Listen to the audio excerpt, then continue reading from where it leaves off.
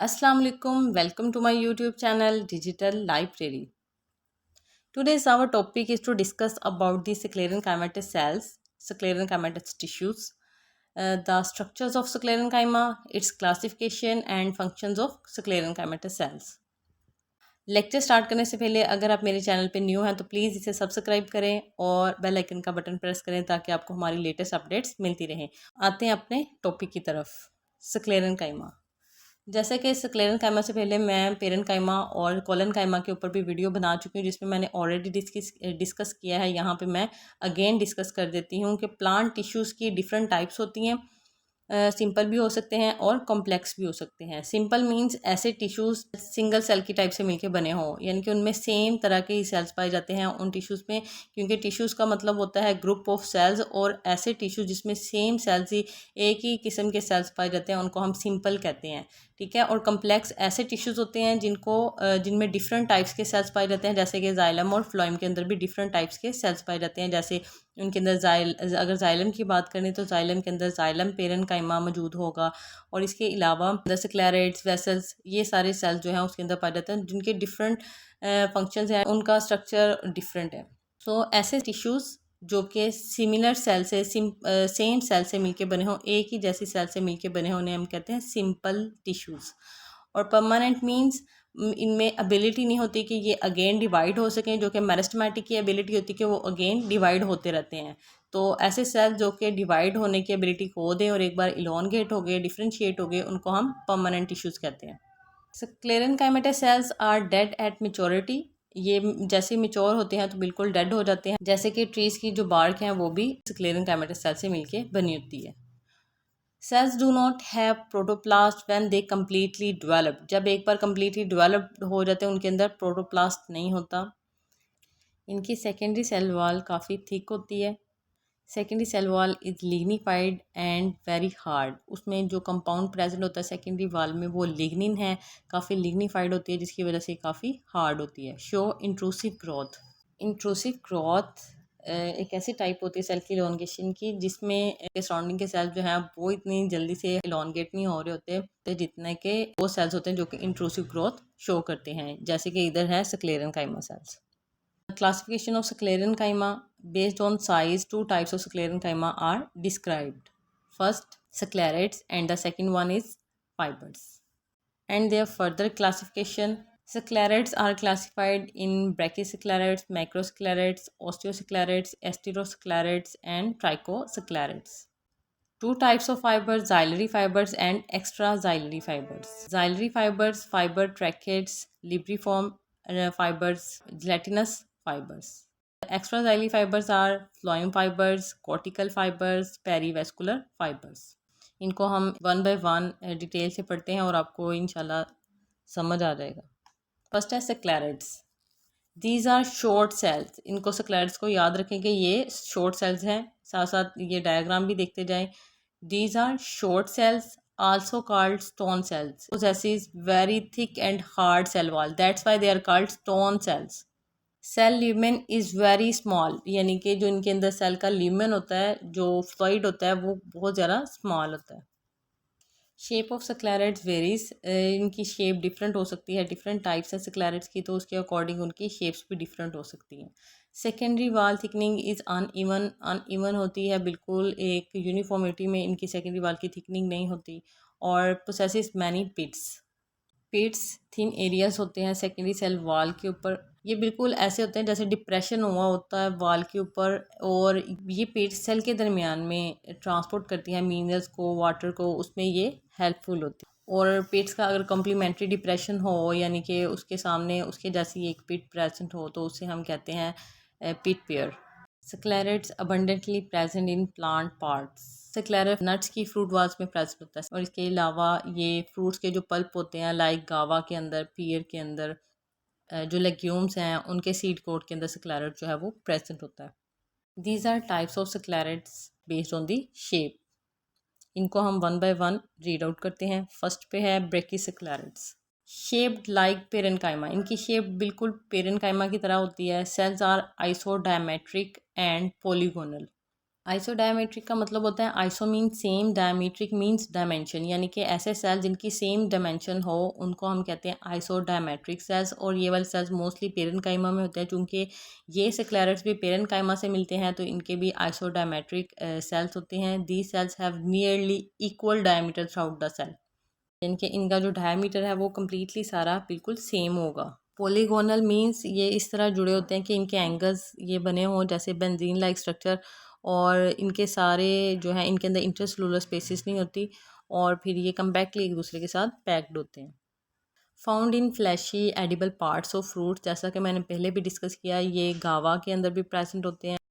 Next है macrosclereids, elongated and columnar cells. Elongated होते हैं, लंबे से सेल्स होते हैं। Macrosclereids very thick wide cells with narrow lumen, इनके अंदर ल्यूमन जो है वो बिल्कुल थोड़ा सा प्रेजेंट होता है और वाज जो इनकी थिक होती हैं।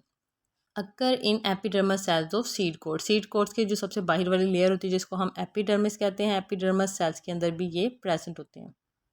ओस्टियोसेक्लेरिड्स, ओस्टियो से याद रखें कि बोन शेप्ड सेक्लेरिड्स हैं।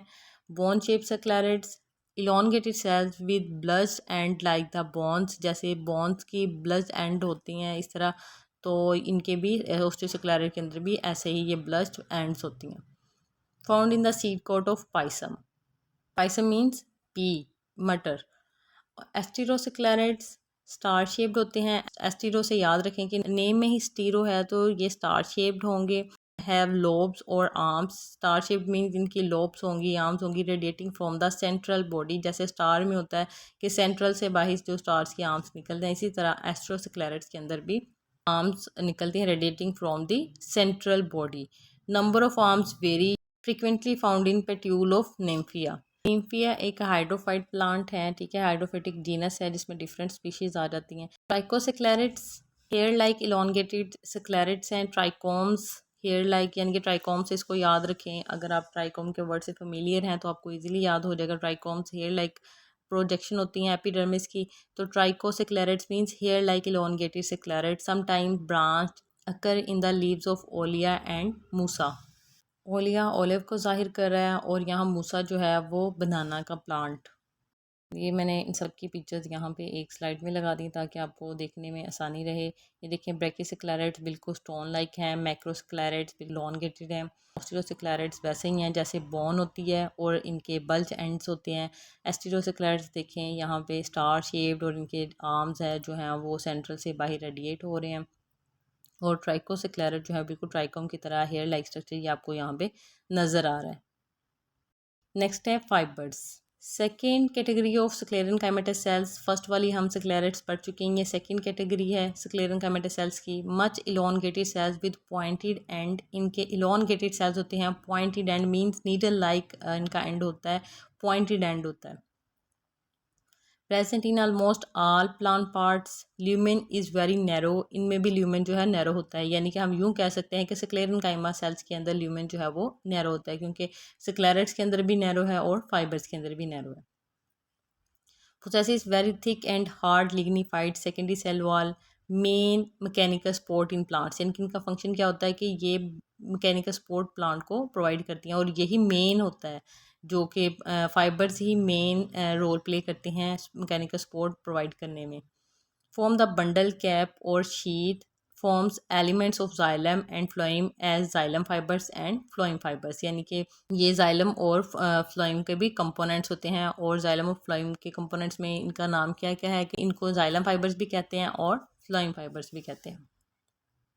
Now we'll discuss the classification of fibers. Plant fibers have been classified into two broad categories: xylem fibers and extraxylary fibers.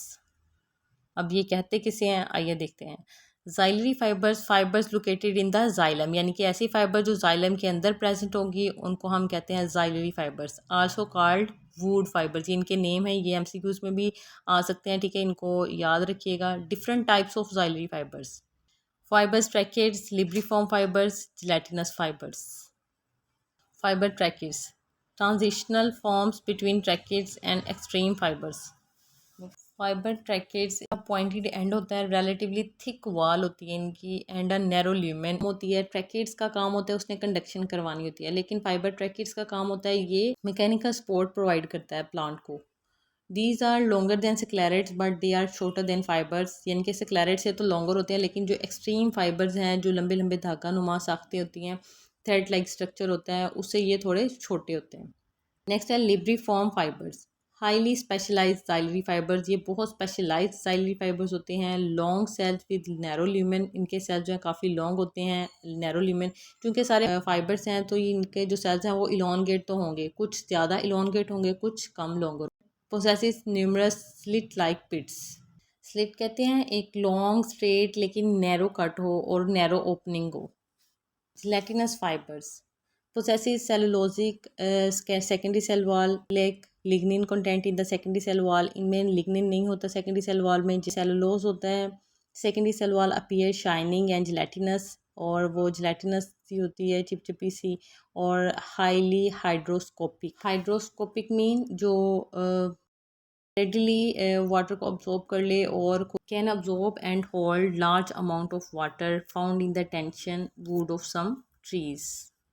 Next है एक्स्ट्रा जाइलरी फाइबर्स। पहले हम लोगों ने जाइलरी फाइबर्स पढ़ी थी जो कि जाइलम के अंदर प्रेजेंट थी। Fibres and the extra xylary fibres are those fibres which are located external to the xylem, most common in phloem fibres. Phloem fibres are called bast fibres, इनको bast fibres भी कहते हैं phloem fibres को। different types of extraxillary fibers, flowing fibers, cortical fibers, perivascular fibers। अब इनके types हम लोग पढ़ लें ज़रा डिटेल से। फ्लोइक फाइबर्स और phloem fibres located in the primary and secondary phloem, better known as bast fibres, इनको बास्ट फाइबर्स भी कहते हैं। Cortical fibres occurs in the cortex, ये ग्रुप्स में भी प्रेजेंट हो सकती हैं या सिंगल भी प्रेजेंट हो सकती है। प्रोवाइड मैकेनिकल सपोर्ट इन यंग पार्ट्स, प्लांट के जो यंग पार्ट्स हैं उनको मैकेनिकल सपोर्ट प्रोवाइड करती है। Perivascular fibres present in the pericycle of plant, ये भी नेम से ही आपको पता चल रहा है पेरी, ये पेरी साइकिल के अंदर प्रेजेंट होगी। Form the bundle cap of dicots and bundle sheath of monocots. Classification and economic importance of plant fibers. Plant fibers have immense economic importance from textile fibers। textile fibers यानी कि जो भी कपड़ा वगैरह बनता है, धागे बनते हैं, ये ब्रशेस बनते हैं, मैट्स बनते हैं, कारपेट्स बनते हैं, ये सारे इन्हीं फाइबर से मिलके बनते हैं। From textile fibers, brush fibers, paper fibers, commercially plant fibers have been classified into two groups based on their physical appearance and toughness। यानी कि नेक्स्ट फाइबर्स की पहले टाइप्स थी जाइली फाइबर्स, एक्स्ट्रा जाइली फाइबर्स, उनकी नेक्स्ट फर्दर टाइप्स थी। अब ये fibres की टाइप्स हैं on depending on their commercial uses. Hard fibres and soft fibres, और ये सारी टाइप्स हम लोग किसकी पढ़ रहे हैं? सबसे पहले स्क्लेरन काइमा की। स्क्लेरन काइमा की फर्दर दो टाइप्स थी, स्क्लेरेट्स एंड फाइबर्स भी। स्क्लेरेट्स की नेक्स्ट 7 टाइप्स थी, और फिर उसके बाद फाइबर्स की हम लोगों ने एक्स्ट्रा जाइलरी फाइबर्स पढ़ा, एक्स्ट्रा जाइलरी फाइबर्स, और उसके बाद जाइलरी फाइबर्स की हमने टाइप्स पढ़ी हैं, एक्स्ट्रा जाइलरी फाइबर्स की पढ़ी है, और अब ये हम लोग फाइबर्स की टाइप्स पढ़ रहे हैं on the basis of their commercial uses. Hard fibres and soft fibres. Hard fibres obtained from the monocot plant, monocot plant के अंदर प्रेजेंट होती हैं हार्ड फाइबर्स। है very thick lignified cell wall, इनकी सेल वाल जो है वो काफ़ी थिक और लिग्निफाइड होती है। लिग्निन का कंपाउंड आ गया, वो ओबियसली हार्ड होगी। Very hard and stiff fibres, example Cocos, Agave, Musa. ये कोकस जो है ये नारियल, Musa banana. Soft fibres obtain from dicot plant, जो हार्ड फाइबर्स हैं वो मोनोकोट प्लांट से ऑब्टेन की जाती हैं, और सॉफ्ट फाइबर्स जो हैं वो डाइकोट प्लांट से हम एक्सट्रैक्ट करते हैं। All are bast fibres, phloem fibres, soft, narrow and flexible. ये सॉफ्ट होती हैं, नैरो होती हैं और फ्लेक्सिबल होती हैं। आपको पिक्चर में भी नज़र आ रहा है, सॉफ्ट फाइबर्स को भी देखें। They are usually shining, example Corchorus, Corchorus capsularis जिसको जूट कहते हैं, ठीक है, ये इसकी एग्जाम्पल है सॉफ्ट फाइबर की। Function of sclerenchymatous cells. Sclerenchymatous cells का मेन काम होता है कि इन्होंने मैकेनिकल सपोर्ट प्रोवाइड करनी है प्लांट को, ठीक है, क्योंकि ये काफ़ी हार्ड होते हैं तो प्लांट को बिल्कुल रिजिड रहने में, बिल्कुल सीधा खड़ा रहने में ये हेल्प करते हैं, ठीक है। Provide mechanical support in primary and secondary plant parts, take part in conductive system of plants. इसके अलावा ये कंडक्शन में भी हेल्पफुल होते हैं क्योंकि ये फ्लोएम में भी प्रेजेंट होते हैं और जाइलम में भी प्रेजेंट होते हैं। Act as the component of vascular tissue system, जो कि आप पढ़ चुके हैं। Vessels and trachea's of xylem are sclerenchymatous cells. Form hypodermis of xerophytes. Xerophytes में हाइपोडर्मिस बनाते हैं जो वाटर के लॉस को प्रिवेंट करती है. जीरोफाइट्स वो वाले प्लांट जो डेजर्ट एरिया में रहते हैं. Helps in fruit dehiscence and seed dispersal. Fruit dehiscence means जब वो ओपन करते हैं खुद को फ्रूट्स उनके अंदर सीड बाहर निकल आता है. डिहाइसेंट का मतलब होता है opening spontaneously to release seeds और pollen. Protect the seeds from desiccation. Desiccation mean seed को ड्राई होने से बचाते हैं. ये था आज का हमारा टॉपिक. और इससे पहले मैं पेरन कायमा और कोलन कायमा के ऊपर भी वीडियो बना चुकी हूँ. उसका लिंक आपको डिस्क्रिप्शन में मिल जाएगा. अगर मेरे चैनल पे वीडियोस आपको पसंद आती हैं तो इसको लाइक करें, शेयर करें और सब्सक्राइब करें और बेल आइकन का बटन ज़रूर प्रेस करें ताकि मेरे चैनल की अपडेट्स आपको मिलती रहें. Thanks for watching digital library.